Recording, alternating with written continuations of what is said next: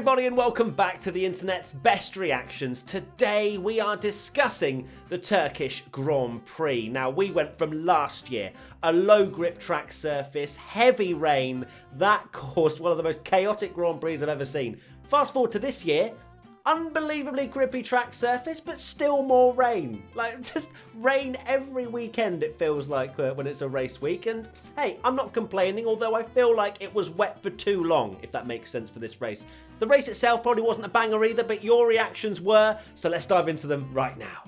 Let's start at the very beginning, at James B020186, that first lap. Now, I'm really enjoying the amount of Squid Game memes and references that are going on this week. Of course, that's the massive craze. If you haven't seen it, go check it out. But yeah, the first lap, very difficult to, of course, keep an eye on everything because it's wet conditions. There's chaos everywhere. The big kind of talking point was, of course, Alonso getting hit round by Pierre Gasly, who then got a penalty, which I felt was a little harsh. I don't know if you guys agree as well, but I felt like, racing instant, he was sandwiched as well, so it's not a huge amount of space that he could have given either side. So yeah, I felt it was a bit harsh for Gasly, but overall, it was a relatively clean start barring that.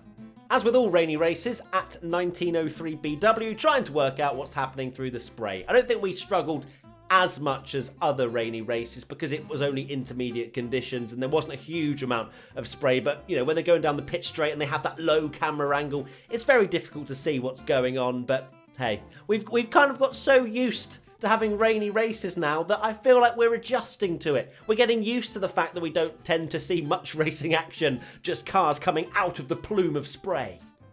Now, Fernando Alonso obviously got hit at turn 1, was probably quite hot under the helmet, let's say that. And then he just decided to punt Mick Schumacher. At Daniel Boatic, Alonso seems to be playing bumper cars. And of course, Alonso got a penalty for that as well, which was very justified. Poor Mick. 14th in qualifying, definitely the star of qualifying, and then just gets absolutely pirouetted right at the beginning of the race. You got to feel sorry for him, but hey, that qualifying session was just that glimmer of hope that there could be something special in that boy. At Sam Bellissimo 6, Alonso spinning Mick. Yeah, it's like the old guard taking out the new talent. Just didn't feel right. Fernando made a mistake, got a penalty. We move on. Fernando could have definitely been up there in the sort of top 5, I think, today if things had gone his way. But unfortunately, if you get yeeted, there's no chance. Now, one of the big talking points at the start of the race was Yuki Tsunoda doing not maybe what Fernando Alonso did at Hungary, but, to some extent, keeping Lewis Hamilton at bay for several laps. And as a rookie, that's very, very impressive. At ReggieTT_. I've seen this meme before, but I feel like the template's still good and someone's gone to the effort to edit it. So well done, Reggie, and well done to Yuki too. Now, once Lewis got through on Yuki, he was making pretty quick progress, and he came up to Lando Norris at one point, although it was over very quickly, but someone managed to get this meme in anyway. At Mayblach, Lando realising it's wet out and Lewis is behind him. Fortunately, his flashbacks didn't last too long because Lewis just breezed past, and McLaren seemed pretty average this weekend, and I think they were saying about the medium to high-speed corners not suiting them, but yeah, they just were pretty much nowhere. Someone who wasn't nowhere though, nice segue Matt, is Carlos Sainz at Juza_23. Carlos Sainz so far, starting at the back of the grid, in a Ferrari which was clearly quite competitive because Charles Leclerc was sat in P3 for a very long time in the race. He was making some moves, old Carlos, and we were seeing it. If you aren't aware of, the running sort of meme and laugh about Carlos Sainz is that he's never really broadcast. F1 just don't ever seem to show him overtaking people. But today it was the Carlos Sainz show. He gets 25% of driver of the day and takes the award. And bless him. Did anyone hear the team radio where he was genuinely surprised? It's probably because he knew that he's not usually actually featured on the broadcast. But well done, Carlos. It was a very, very good drive. Now, would it be a race with Lewis Hamilton in if there wasn't this meme? And it just happens every race weekend, doesn't it? Where Lewis complains about his tyres, then sets fastest laps. At Russell_sucks, tyres are falling off. And then, there's so many variations of that meme, but they all work.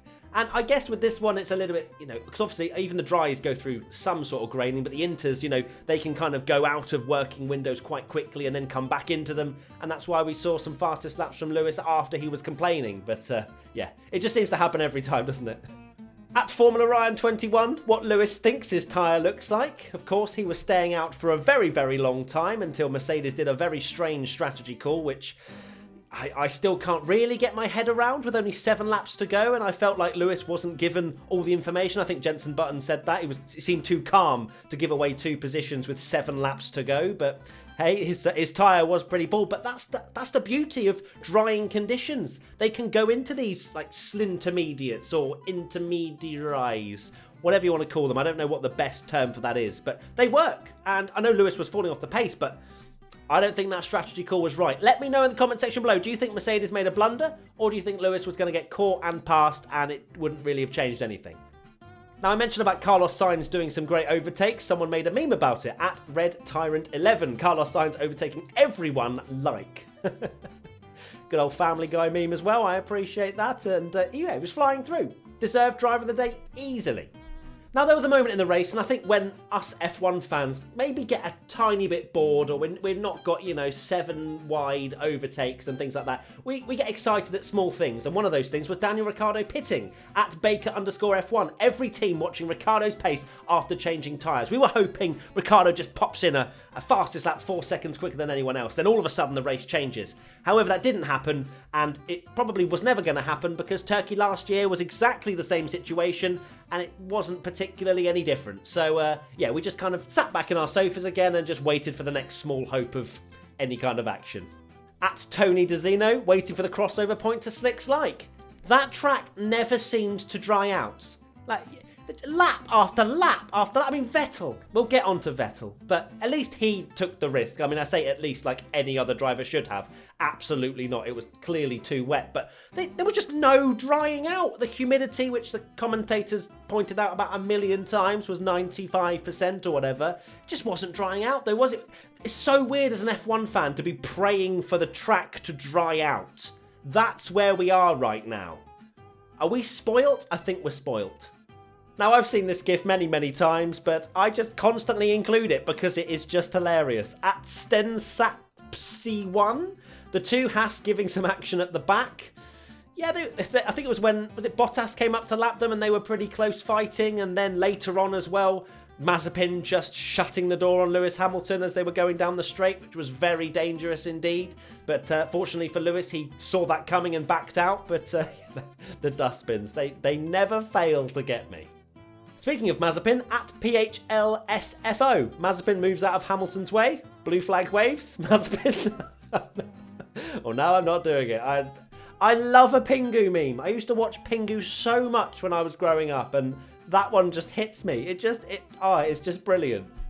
Now let's talk about Sergio Perez versus Lewis Hamilton. Of course, Lewis making his ground, catching Sergio eventually, and that battle was absolutely awesome. At Ryano_Peringo, Perez versus Hamilton. I think there's another one as well, at 7th Tom. What a battle.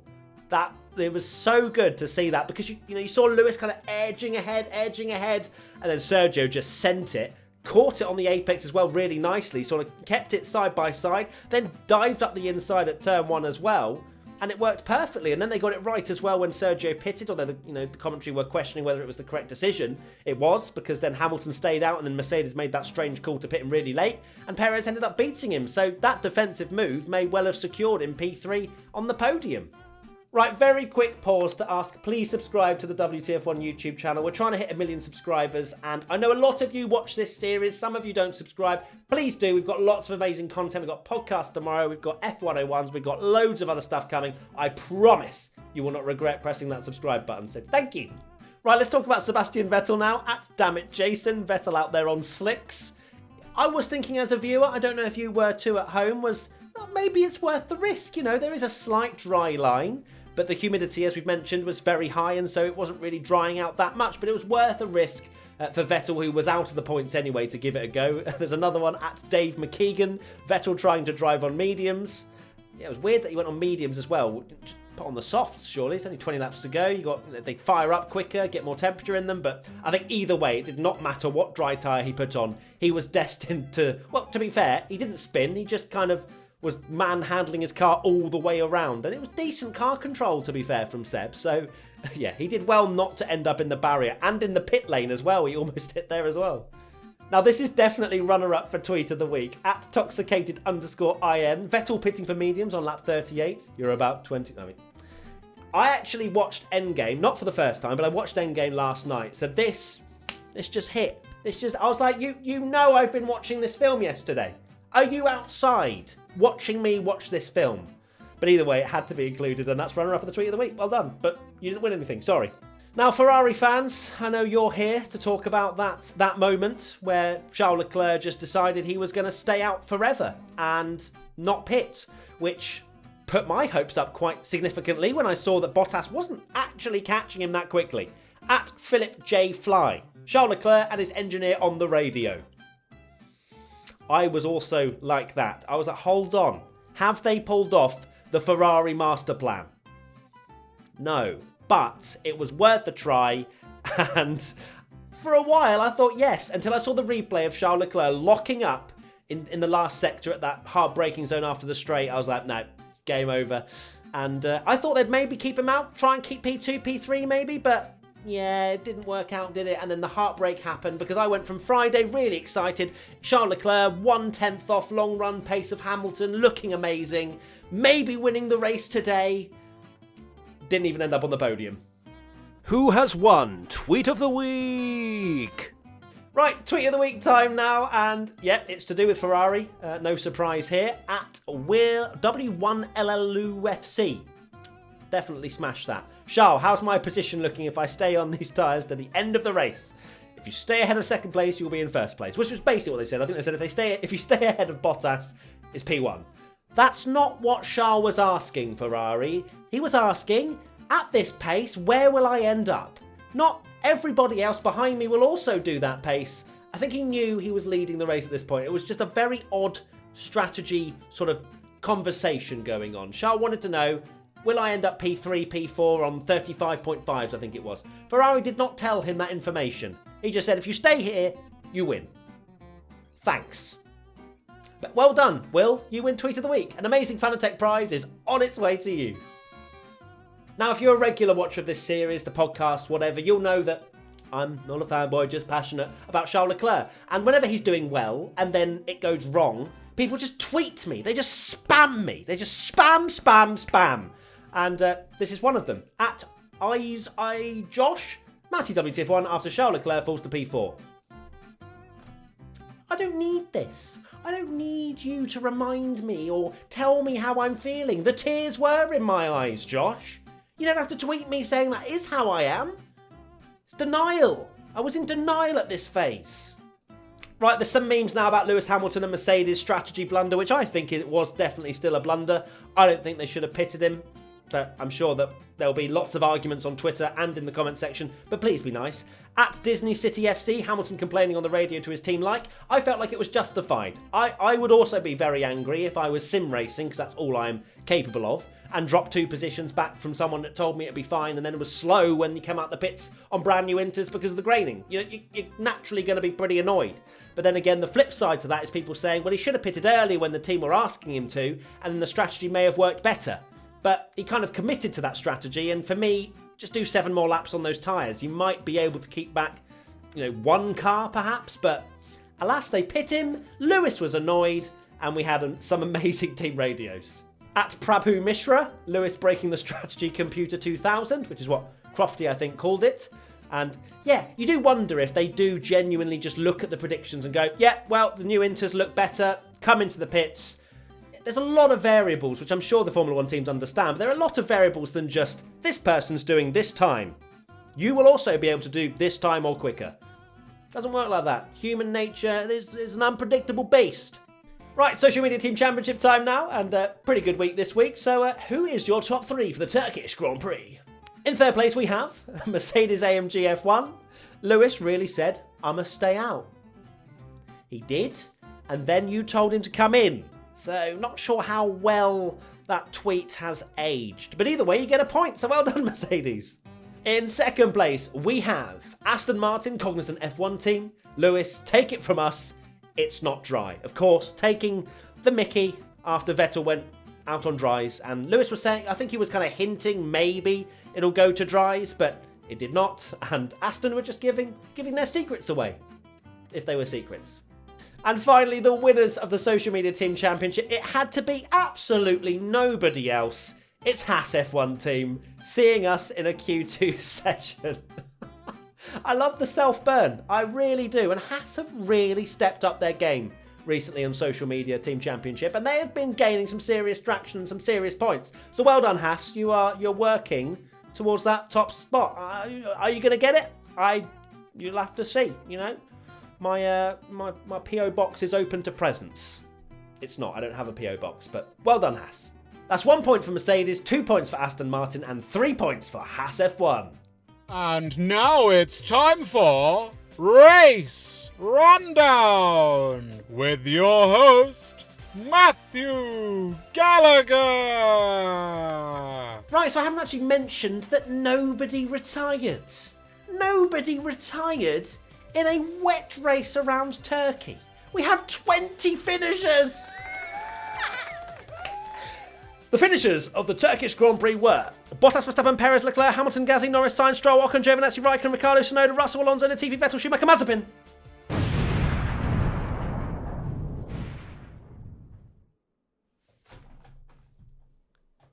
I just did it first time. My job here is done. Right, that is it. Thank you so much for watching the internet's best reactions to the Turkish Grand Prix. Can't believe I just did Race Rundown on the first go. That's quite possibly shocked me, actually. If you want to get involved next time, use the hashtag WTF1. And thank you so much to Fanatec, as always, for sponsoring this series. And well done to the Tweet of the Week winner. You'll be receiving an amazing Fanatec wheel. And that is pretty much it. We'll see you very soon for the next race. Podcast coming, as always, tomorrow. And lots of other content as well. So thank you so much for watching, and I'll see you soon. Bye-bye. I did Race Rundown first time.